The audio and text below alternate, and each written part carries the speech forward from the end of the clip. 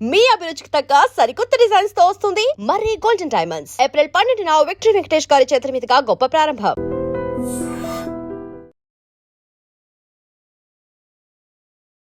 నమస్తే అమ్మా. నమస్తే అమ్మా.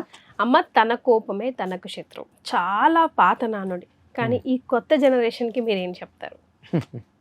కోపం అన్న దాని గురించి ఇంగ్లీష్లో ఒక సామెత ఉందమ్మా, punishing yourself for others mistake అని.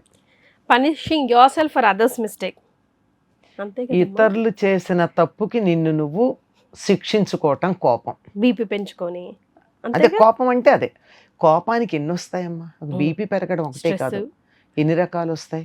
చాలా ఆవేశపడి కోపపడినటువంటి వాడికి నీరసం రాదు, మరి ముందు హార్ట్ అటాక్ కూడా వస్తాయి. హార్ట్ అటాక్లు వస్తాయి, కళ్ళు ఎర్రబడిపోతాయి, చెవులు కూడా నాజుగ్గా ఉన్న వాళ్ళకి చెవులు కూడా ఎర్రబడిపోతాయి, చెమటలు పట్టేస్తాయి, ఊపిరి బాగా పీల్చేస్తాడు, చాలా ఎక్కువ అవుతుంది, ఇవన్నీ వచ్చేస్తాయి. ఈ పనిష్మెంట్స్ అన్ని ఎవరికి కదా? తాను కాదు కదా తప్పు చేసింది, ఎదుటి వాళ్ళు కదా చేసింది. నీ కోపం ఎందుకు వచ్చింది? ఎవరో తప్పు చేశారంటే వచ్చింది. ఎవరో తప్పు చేస్తే నీ ఆరోగ్యం చెడగొట్టుకోవడం ఏమిటి కదా? Punishing yourself for others mistake. ఇతరులు చేసినటువంటి తప్పుకి నిన్ను నువ్వు శిక్షించుకుంటావా? తప్పు కదా. తన కోపమే తన శత్రువు అని అందుకని మనకు చెప్పారు. తన శాంతమే తనకు రక్ష. రక్షగా ఉండేదేమిటి? శాంతంగా ఉండడమే రక్ష. శాంతంగా ఎట్లా ఉండగలం? ఎదుటి వాళ్ళు తప్పు చేశారనుకో, తప్పు చేస్తే వాడికి కదా శిక్ష పడాలి, నాకెందుకు పడాలి? ఎందుకు మరగాలి? అదే అంటున్నాను, ఎందుకు మరగాలి? ఎందుకు మరగాలి? మనం చేయని తప్పుకి మనల్ని అంటున్నారే అనుకుంటాం కదా. అవునమ్మా, మనని ఏదైనా ఒక మాట అన్నారనుకో, ఒక్క నిమిషం ఆలోచిద్దాం, వాళ్ళు అన్న దాంట్లో నిజం ఉందా? నిజం ఉంటే అసలు కోపం రాదు. ఎందుకు రాదు? నిజం ఉన్నా నన్ను తప్పు పడతాడా అంటాం. ఒక నిమిషం ఆలోచించండి, ఒక్కోసారి మీకు తెలియకుండానే తప్పు చేసి ఉండొచ్చు. మీరు నేను మంచి అనుకుని చేసింది తప్పు అయి ఉండొచ్చు. అందువల్ల వాళ్ళు అన్న దాంట్లో కరెక్ట్ ఉందా, నేనే నిజంగా తప్పు చేశానా, సరిదిద్దుకోండి. తప్పు చెయ్యలేదా, అది వాడికి దోషం. నేను తప్పు చేయలే, నువ్వేమన్నా అనుకో అని వదిలేసేయండి. అప్పుడు మీరు ప్రశాంతంగా ఉంటారు కదా. మీకు ఎందుకు బీపీ తెచ్చుకోవాల్సిన అవసరం వచ్చింది? మీరు తప్పు చేశామని మీకు తెలుసుంటే అవతల వాళ్ళు మాట్లాడితే మీకు కోపం వచ్చింది. తప్పు చేసి తెలియనప్పుడు ఎందుకు కోపం రావాలి? అనవసరంగా అన్నావని చెప్పండి, వదిలేసేయండి.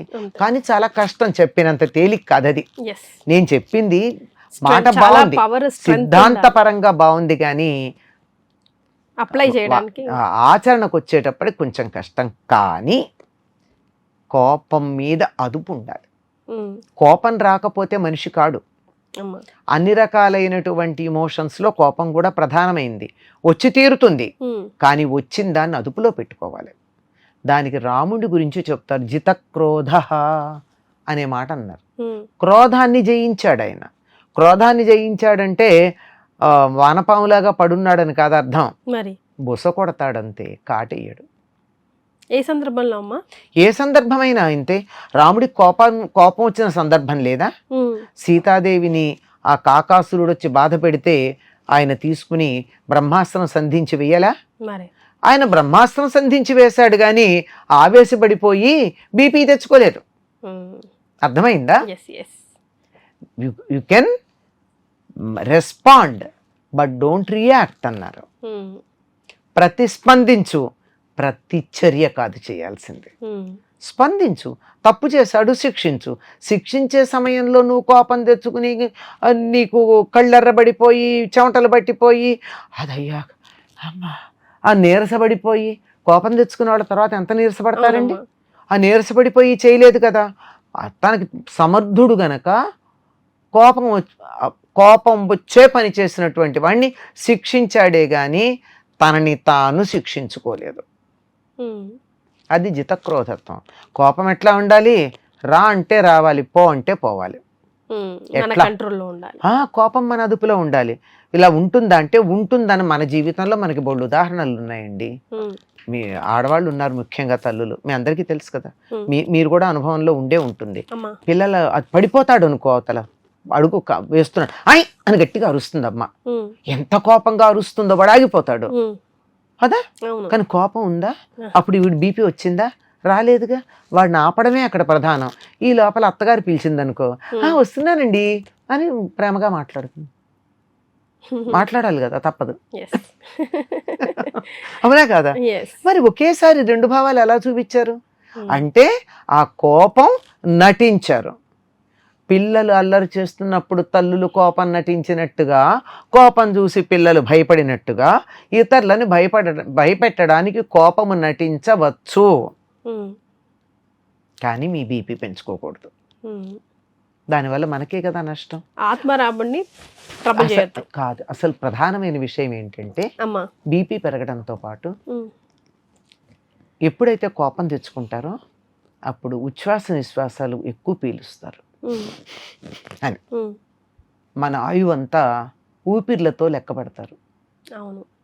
మనం గబగబా ఎక్కువసార్లు పీల్చామంటే నీ ఊపిర్లు కొన్ని తగ్గించుకున్నట్టేనా? ఉమ్. నిజమా అమ్మా అది? నిజమే.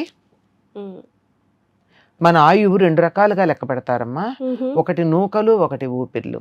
ఉమ్, నూకలు చెల్లాయి అంటారు, ఊపిరి ఆగిపోయింది అంటారు, అంతే. ఉమ్.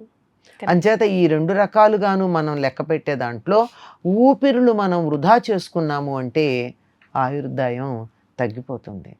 మనం అందుకే అవతలవాడి మీద అవతలవాడిని బాగా వాడు నాశనం కావాలని ఆలోచించే వాళ్ళు ఏం చేస్తారో తెలుసా?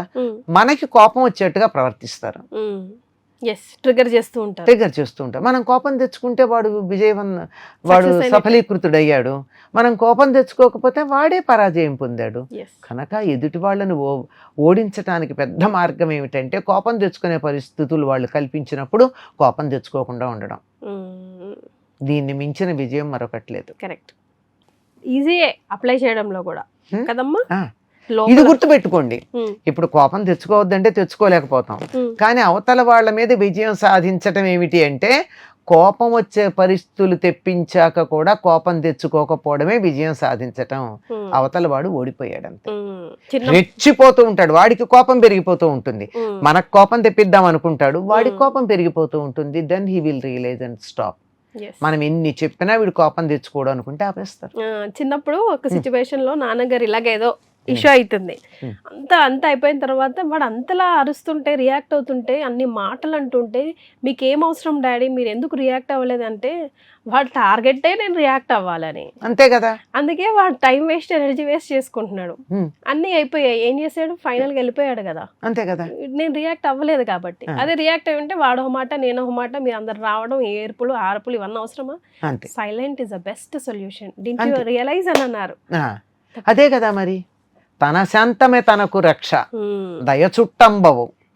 తన శాంతమే ఆయన రక్షించింది ఆ రోజు. కనుక శాంతంగా ఉండాలి. కోపం లేదు అని అనుకోకూడదు ఇతరులు. మనకు కోపం వస్తుందని తెలియాలి, కానీ కోపం మన మీద ప్రభావం చూపించకూడదు. నాకు వచ్చే కోపం నా ఆరోగ్యాన్ని చెడగొట్టకూడదు, నా ఆయుర్దాయాన్ని తగ్గించకూడదు. ఇది నేర్చుకోవాలి మనమంతా. మీరు ఎలా నేర్చుకుంటున్నారు, మీకేం అర్థమైంది కమెంట్ చేయండి. థ్యాంక్ యూ సో మచ్ అమ్మా. And for more videos, please subscribe to iDream. Please subscribe to iDream. Please subscribe iDream. And please subscribe to iDream.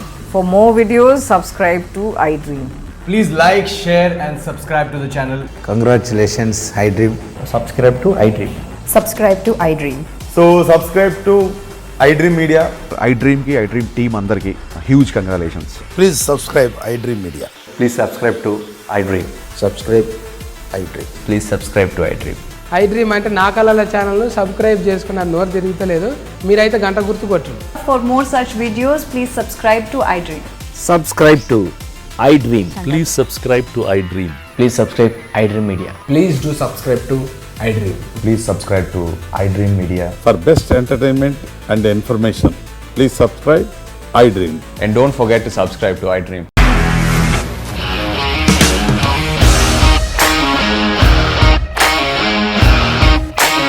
ఇండస్ట్రీలో కమిట్మెంట్ ఇష్యూస్ వస్తే నీకు కూడా వచ్చినట్టు మార్నింగ్ తీసుకెళ్ళారంటే కొట్టి పడేశారు.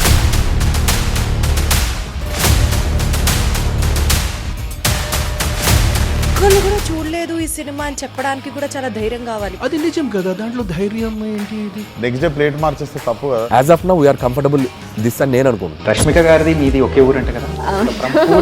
నీకు కోపం వచ్చిందంటే బాగా తిట్టేత్తరా? తిట్టేద్దామండి. నిజంగా గేమ్ ని ఎలా చేంజ్ చేయగలిగారు? ఏపీఎస్ఎఫ్సి వాళ్ళకి 6 నెలల్లో నేను 6 లక్షలు కట్టా. బిజినెస్ చేయాలనుకుంటే it is as difficult as riding a tiger.